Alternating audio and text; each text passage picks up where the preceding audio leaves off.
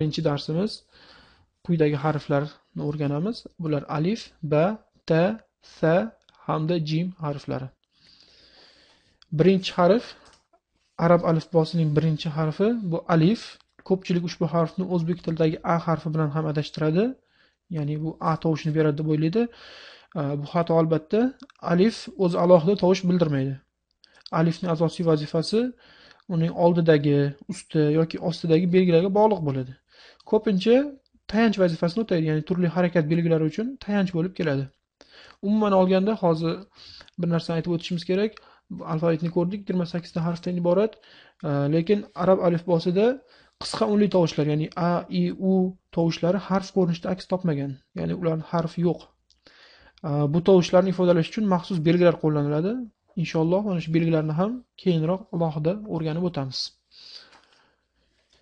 Demak, keyingi harf bu ba harfi, jarangli undosh harf.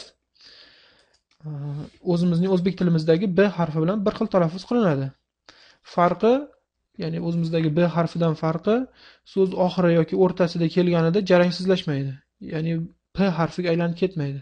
Bizning o'zbek tilimizda ko'pincha agar b harfi so'zning oxirida kelsa yoki o'rtasida kelsa p bo'lib talaffuz qilinadi. Ya'ni arab tilida bunday bo'lmaydi. Har doim jarangli bo'lib b deb talaffuz qilinaveradi. So'zning oxiridami, o'rtasidan farqi yo'q. Demak, ushbu harf mana mahrajiga e'tibor beramiz, ya'ni qanday talaffuz qilishiga. Rasmda mana ko'rsatilgan pastki va tepa lablarimiz bir-biriga tegib turadi. Ya'ni tilimiz esa qatnashmaydi. Ya'ni ba yoki b deb talaffuz qilamiz. Keyingi harf, arab alifbosining keyingi harfi ta harfi. Bu ham xuddi o'zbek tilidagi t harfi bilan bir xil talaffuz qilinadi. Mana mahrajiga e'tibor beradigan bo'lsak, tilimiz tepa tishimizni ortki tarafiga biroz tegib turadi. Ya'ni tish ortidan talaffuz qilinadi. O'zbek tilidagi t harfi kabi. Ya'ni talaffuz qilib ko'ramiz.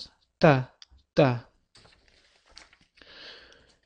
Mana keyingi harf bu sa harfi. Sirg'aluvchi, jarangsiz, shovqinli undosh tovush hisoblanadi.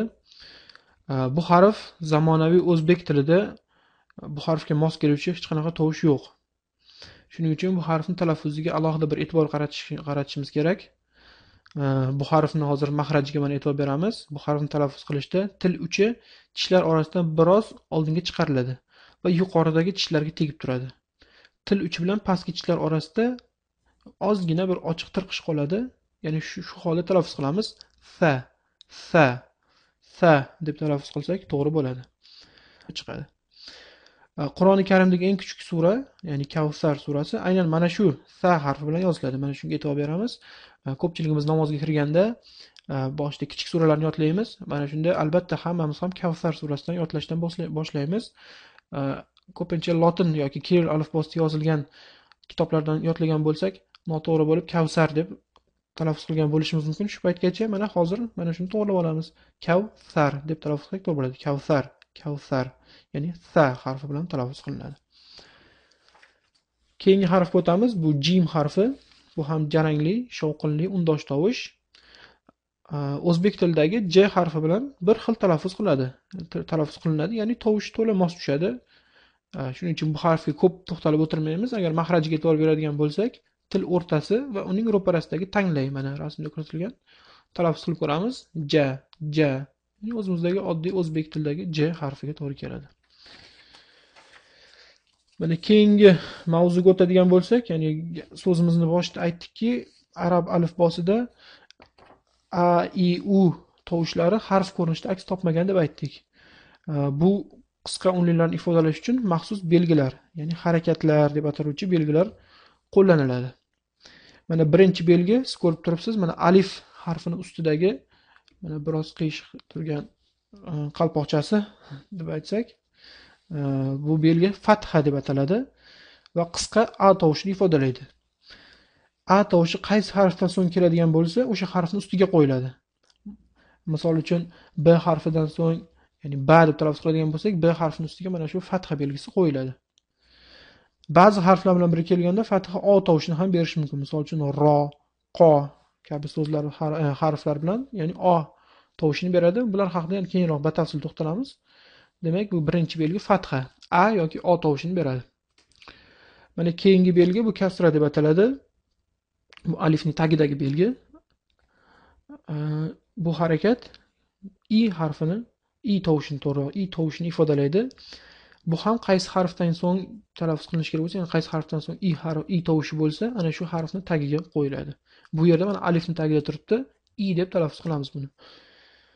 Mana keyingi belgi domma deb ataladi. U tovushini ifodalaydi bu harakat. Mana alifni ustida turibdi, o'zimizning bir vergul belgimizga o'xshab ketadi. Ya'ni bu domma deb ataladi. Domma ham fatha kabi harf ustiga qo'yiladi. Harakat belgilari aslida bundan ko'proq, ya'ni bu 3 ta bilan chegaralanmagan. U belgilarni biz inshaalloh o'z vaqti kelganda yana yaqinroq tanishib o'tamiz. Birinchi bobda bizga faqatgina fathi, ya'ni a tovushi kerak bo'ladi xolos. Ya'ni mana bugun o'tgan harflarimizni qaraydigan bo'lsak, alif, ba, ta, sa, jim harflari ustida fatha bilan kelganda bu harflar quyidagicha o'qiladi. A, ba, ta, sa, ja deb o'qisak to'g'ri bo'ladi. Demak, mana bugungi darsimiz shulardan iborat edi. Endi uy vazifalariga o'tadigan bo'lsak, avval aytganimiz kabi, bu darslarimizda asosiy urg'u uy vazifalariga beriladi. Ya'ni bu qoidalarni biz o'rganish uchun juda ham ko'p, ya'ni manbalar juda ham ko'p. Kitoblar, tajvid qoidalari deb yozilgan kitoblar juda ham ko'p. Dasturlar ham bor maxsus. Misol uchun mana Islom.uz saytida yaqinda qo'yildi tajvid dasturi, juda ham zo'r dastur. Juda ham bir har bitta harflar, har bitta qoida yaxshilab tushuntirilgan. Ya'ni bunday kitoblar ham, dasturlar ham, boshqa tillarda dasturlar ham juda ko'p. Lekin bu dasturlarning bir kamchiligi ularni yodlab qolishi endi o'zingizga bog'liq bo'ladi. Biznikini farqi, bizni mana shu hozir tayyorlayotgan darslarimizning farqi asosiy urg'u uy vazifalariga qaratiladi. Ya'ni har bir darsda o'tilgan qoidalarni darsdan so'ng berilgan uy vazifalarida bir necha bor takrorlashimiz natijasida shu xotiramizga singdirishga harakat qilamiz. Mana hozir birinchi uy vazifasini ko'rib turibsiz. Bu yerda bir narsani hozir tushuntirib o'taylik. Biz hozircha harflarni faqatgina bosh ko'rinishini o'tdik. So'z boshi, so'z o'rtasida, oxirida ko'rinishlarni inshaalloh ikkinchi bobda o'rganamiz. Shunday bo'lsa ham, quyida mana uy vazifasida harflar 2 ta, 3 ta bo'lib ketma-ket kelgan. Ularni biz hozircha bitta so'z deb tasavvur qilamiz. Ya'ni bu so'zlar arab alifbosining so'zlari yozilish qoidasiga amal qilinmagan holda yozilgan bo'lsa ham, balki bunday so'zlar yo'qdir ham, lekin biz hozircha bularni mana shu 2 ta yoki 3 ta ketma-ket bo'lgan kelgan harflarni bitta so'z deb tasavvur qilamiz va o'qiganda ham bir nafasda o'qiymiz. Ya'ni ba a ba, a ba a, ba a deb o'qisak to'g'ri bo'ladi. Cho'zmasdan, ya'ni ba deb alohida bo'lib o'tirmaymiz. Buni bitta so'z deb tasavvur qilib, bir so'z yaxlitligicha o'qiymiz. Uy vazifalarini toki bemalol tutilmasdan o'qiydigan bo'lgunga qadar qaytarishimiz lozim. Ya'ni qiynalmasdan ixtiyoriy betni ochib, mana hozir uy vazifamiz 4 ta betdan iborat. Ixtiyoriy betdagi ixtiyoriy qatorni bittada qiynalmasdan, tutilmasdan o'qiydigan bo'lguncha qaytarishimiz kerak bo'ladi. Hozir birinchi uy vazifalarimiz osonroq tuyulishi mumkin sizga. Lekin inshaalloh mana keyingi 3-chi, 4-chi boblarga o'tamiz. U yerda hali maxsus qoidalar o'rgatiladi, so'zlar, u yerda Qur'on oyatlaridan misollar keltiriladi. Ya'ni qiyinlashib boradi. Shuning uchun hozirdan o'zimizga odat qilib olsak, uy vazifalarini yaxshilab bajarishni inshaalloh keyingi boblarga o'tganimizda osonroq bo'ladi. Mana shu joyda biz ham bugun birinchi darsimizga yakun yasaymiz. Subhanakallohumma va bihamdika va ashhadu an la ilaha illa anta astag'firuka va atubu ilayk. Assalomu alaykum va rahmatullohi va barakatuh.